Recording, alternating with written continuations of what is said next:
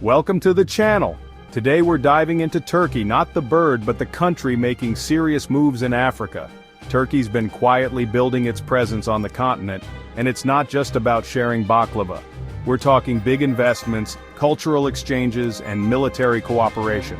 So, buckle up because we're about to break down Turkey's strategic playbook in Africa, and what it means for the global game.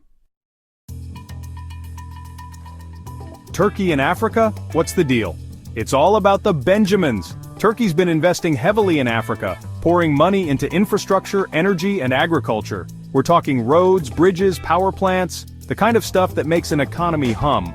Turkey's been strategic, partnering with African nations to build industries from the ground up. Take Ethiopia, for example.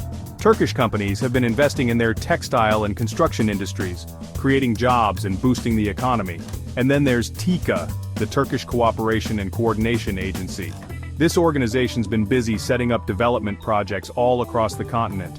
They're like the friendly neighbor who always lends a helping hand, building schools, hospitals, and water systems. It's all about building goodwill. Because when you invest in people's lives, you invest in their hearts and minds. So Turkey's not just about making money in Africa, they're about making a difference. But hey, it's not just about the money. Turkey's playing the long game, and they know that building relationships is about more than just cash. That's where cultural diplomacy comes in. Think of it like this. You wouldn't go on a date and just talk about your bank account, would you?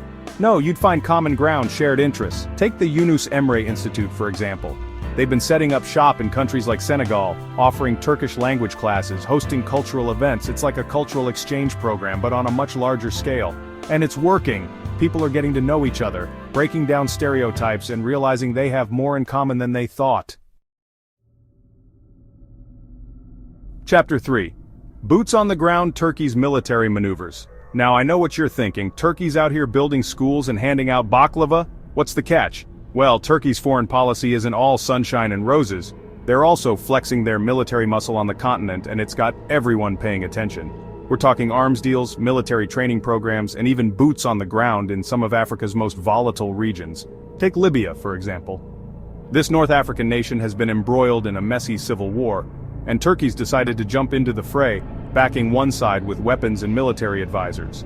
It's a risky move, but it shows that Turkey's serious about projecting its power and influence. Turkey's been working with countries in the Sahel region, providing training and support to fight extremist groups. And let's be real, having a strong military presence in a region doesn't hurt when you're trying to win over hearts and minds. Turkey's got a pretty big stick, and they're not afraid to use it. Chapter 4. A new challenger approaches. Turkey versus the old guard. Turkey's grand entrance into the African arena hasn't gone unnoticed by the old guard, those traditional power players who've been calling the shots for decades. We're talking about countries like China, France, and the United States, who've been used to having Africa as their own personal playground. But suddenly, there's a new kid on the block and they're not afraid to shake things up. China, with its massive infrastructure projects and loans, has been the dominant force in Africa for years. But some African nations are starting to feel the weight of all that debt and are looking for alternative partners. Enter Turkey, offering a different approach, a blend of economic investment, cultural exchange, and military cooperation. It's a more nuanced strategy, one that recognizes that African nations aren't just looking for handouts, they're looking for genuine partnerships. So, the competition for influence in Africa is heating up, and it's making things a whole lot more interesting. Chapter 5. Stronger Together, Turkey's multilateral approach. Turkey's not just interested in going it alone in Africa, they're also big proponents of multilateralism, working with regional organizations like the African Union and ECOWAS. Think of it like this, if you're trying to build a house, you don't just hire one contractor, do you? No, you get a whole team of experts. That's what Turkey's doing by engaging with these regional organizations. They're bringing everyone to the table, fostering dialogue, and working together to address shared challenges like poverty, conflict, and climate change. It's all about building bridges of understanding, cooperation, and friendship. Because at the end of the day, we're all in this together, right? So, there you have it folks, the lowdown on Turkey's strategic moves in Africa.